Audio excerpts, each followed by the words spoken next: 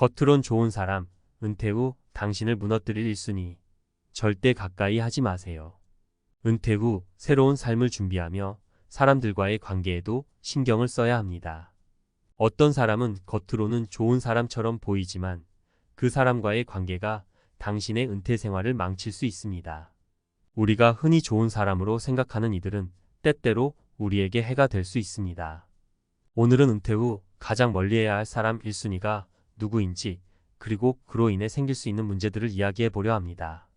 첫 번째 사례, 돈을 빌려달라는 친구. 첫 번째로 은퇴 후 가장 경계해야 할 사람은 친구라는 이유로 쉽게 돈을 빌려달라고 하는 사람입니다. 은퇴를 하면 많은 사람들이 재정적으로 안정되기를 원하죠. 그런데 가까운 친구나 지인이 너는 은퇴했으니 여유 있지 않냐? 며 돈을 빌려달라는 경우가 생길 수 있습니다. 그 사람은 겉으론 당신을 배려하는 것처럼 보일지 모르지만 사실 당신의 재정을 위태롭게 할 수 있는 큰 위험입니다.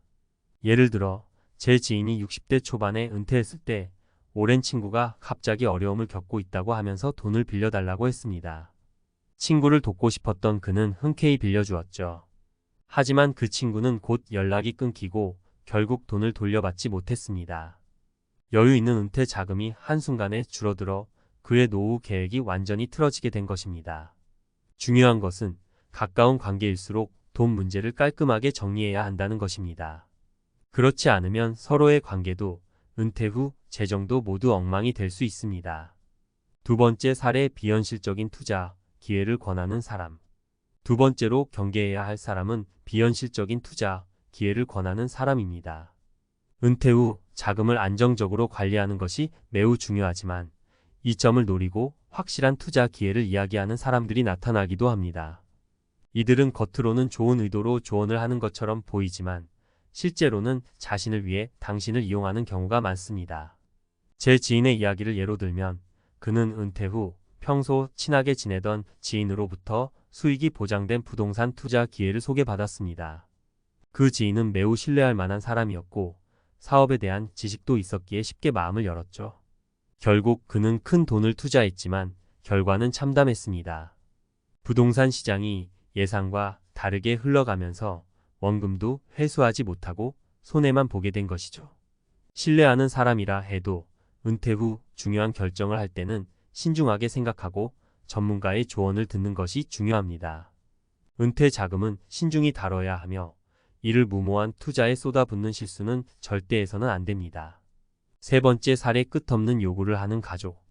마지막으로 이야기할 사람은 끝없는 요구를 하는 가족입니다. 은퇴 후에는 가족과의 관계도 중요하지만 가족의 무리한 요구는 당신의 삶을 무너뜨릴 수 있는 위험 요소입니다. 부모로서 자식들이나 가족들을 돕는 것은 당연할 수 있지만 그것이 지나쳐서 본인의 노후 생활을 방해하게 되는 경우도 있습니다. 저는 한 어르신을 알고 있습니다. 그는 은퇴 후 자식들이 꾸준히 경제적으로 도움을 요청하자 처음엔 흔쾌히 지원했습니다. 그러나 시간이 지나면서 자식들은 마치 그 도움을 당연하게 여기게 되었고 점점 더 큰 요구를 하기 시작했죠. 결국 그는 자신의 은퇴 자금을 다 써버리고 본인이 더 이상 여유가 없다는 사실을 깨달았을 때는 이미 늦어버렸습니다. 부모와 자식 간의 관계에서 은퇴 이후에는 더더욱 재정적 경계선을 확실히 설정할 필요가 있습니다. 자식에게 모든 것을 내어주고 나면 정작 본인의 노후는 어떻게 살아가야 할지 막막해질 수 있습니다. 은퇴 후 가장 중요한 것은 내 재정적 자립과 정신적 안정을 지키는 것입니다. 겉으로는 좋은 사람처럼 보이지만 당신의 재정적, 정신적 안정성을 위협하는 사람들을 경계하세요. 친구, 지인, 가족 모두 가까운 사이일수록 재정 문제는 확실히 구분해야 합니다. 마지막으로 중요한 교훈은 은퇴 후 자신의 삶을 지키는 데 있어 경계를 확실히 세우고 필요하면 노라고 말할 수 있는 용기가 필요하다는 것입니다. 그 누구도 당신의 인생을 대신 살아주지 않기 때문입니다. 은퇴 후 당신이 더 이상 사람들의 요구에 치이지 않고 온전히 자신의 삶을 살아가길 바랍니다. 은퇴 후 겉으론 좋은 사람처럼 보이지만 실제로는 당신의 삶을 위협할 수 있는 사람들과의 관계에 대해 이야기했습니다. 이제 이 주제를 좀 더 깊이 들여다보고 전문가, 칼럼 형식으로 은퇴 후 어떻게 이런 사람들과의 관계를 현명하게 처리할 수 있을지 알아보겠습니다. 은퇴 후 관계 맺기의 새로운 패러다임. 우리가 평생을 일하면서 맺어온 관계들은 은퇴 후에도 지속되길 원합니다. 하지만 은퇴라는 전환점 이후에는 이전과는 다른 방식으로 사람들과 관계를 유지해야 할 때가 많습니다. 겉으로는 좋은 사람처럼 보이지만 실제로는 당신에게 해를 끼칠 수 있는 사람들과의 관계를 끊거나 적절하게 선을 긋는 것이 필수적입니다. 이는 단순히 재정적인 문제를 넘어서 정서적, 심리적 안정에도 크게 영향을 미치기 때문입니다. 은퇴 후 당신의 삶을 방해하는 사람들은 생각보다 가까운 사람들일 수 있습니다. 바로 친한 친구, 지인, 심지어 가족들까지도 그 대상이 될 수 있죠. 그럼 어떻게 하면 우리는 이런 관계를 현명하게 처리할 수 있을까요? 이 부분에서 저는 몇 가지 구체적인 전략을 제시하고자 합니다. 1. 도움을 요청하는 친구의 함정에서 벗어나기. 첫 번째로 이야기할 사례는 은퇴 후 돈을 빌려달라는 친구입니다. 이들은 당신이 여유롭게 은퇴 생활을 즐기고 있다고 생각하며 경제적 지원을 요청할 수 있습니다. 그 친구가 아무리 어려운 상황에 처했더라도 당신의 은퇴 자금은 신중하게 관리되어야 합니다. 당신의 은퇴 자금은 곧 당신의 생명줄과도 같은 것입니다. 이 돈을 잘못 관리하면 은퇴 후의 삶이 예상치 못한 위기에 처할 수 있습니다. 그러면 어떻게 해야 할까요?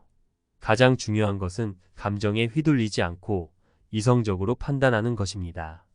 친구의 요청이 들어왔을 때 당신은 명확히 자신의 상황을 설명하고 선을 긋는 방법을 배워야 합니다. 예를 들어 이렇게 말할 수 있죠. 나도 은퇴해서 더 이상 일정한 수입이 없어. 그래서 나 스스로의 재정 계획을 지켜야 해. 미안하지만 이번에는 도와줄 수 없어. 이처럼 직접적으로 말하는 것이 어렵다면 작은 금액으로 도울 수 있는 방법을 찾아보거나 다른 대안을 제시할 수도 있습니다. 예를 들어 친구가 경제적인 문제로 어려움을 겪고 있다면 재정 상담사를 소개해 주거나 소액의 지원을 통해 상황을 도울 수 있을 것입니다.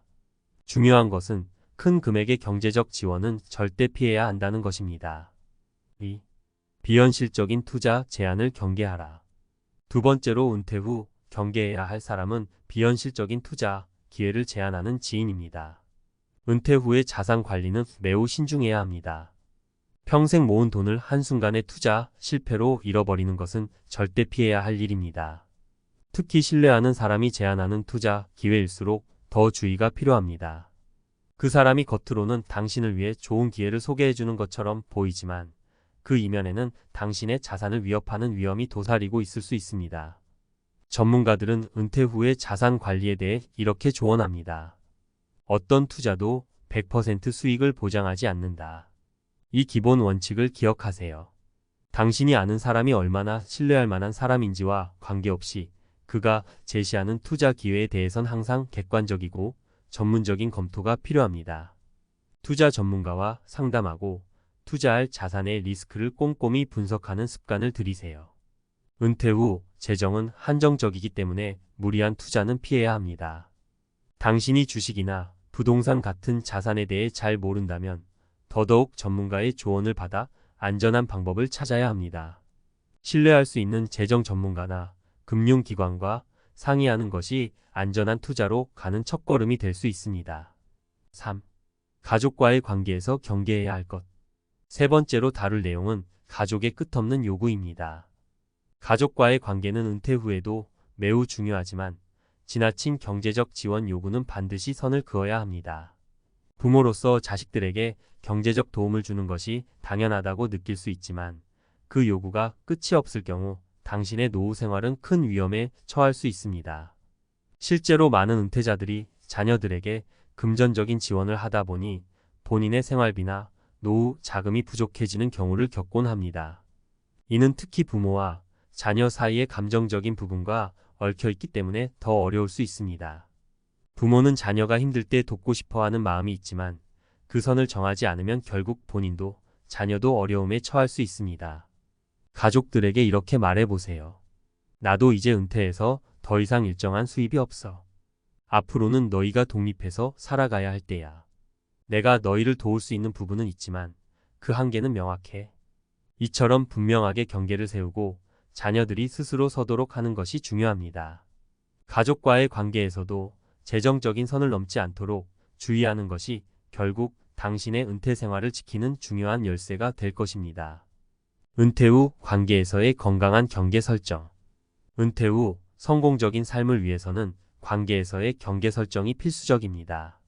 사람들과의 관계에서 경계를 설정하지 않으면 당신의 재정적, 정신적 안정은 무너질 수 있습니다. 중요한 것은 당신의 은퇴 후 삶이 경제적으로, 정서적으로 안정되어야 한다는 것입니다. 어떤 사람들과의 관계가 위험해 보일 때 어떻게 그 관계를 건강하게 유지할 수 있을지 고민해 보세요. 먼저 스스로의 재정적, 정신적 안정이 최우선이라는 사실을 기억하고 그 기준에 맞춰 사람들과의 관계를 조정하는 것이 필요합니다. 은퇴는 새로운 시작입니다. 이 시점에서 관계를 현명하게 관리한다면 당신은 은퇴 후에도 건강하고 행복한 삶을 살아갈 수 있을 것입니다. 겉으론 좋은 사람처럼 보이지만 실제로는 당신의 삶을 방해하는 사람들과의 관계를 적절히 정리하고 당신의 은퇴 후 삶을 지킬 수 있는 현명한 선택을 하시길 바랍니다. 결론적으로 은퇴 후에는 더더욱 관계 속에서 스스로를 보호하고 자기 자산을 지키는 능력을 키워야 합니다.